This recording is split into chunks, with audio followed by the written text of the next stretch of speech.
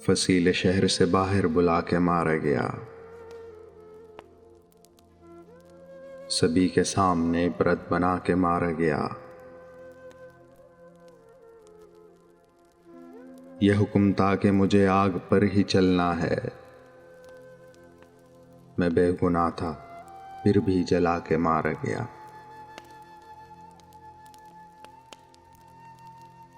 किसी को हौसला ही कब था बात सुनने का, मेरी जुबान पे कतगन लगा के मारा गया।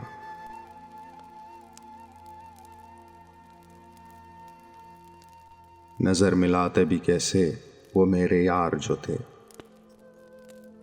नजर मिलाते भी कैसे वो मेरे यार जो थे, ते शर्मसार सो नजरें चुरा के मारा गया।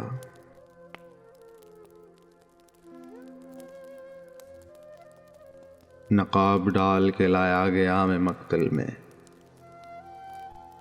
फिर एक एक को चेहरा दिखा के मारा गया।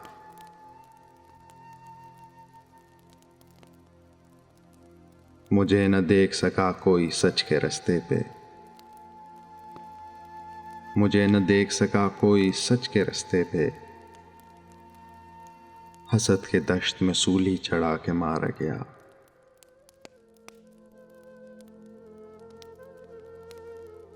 अगरचे कत्ल की साजिश दरून शहर हुई, मैं एहतियात से परदेस जाके मारा गया।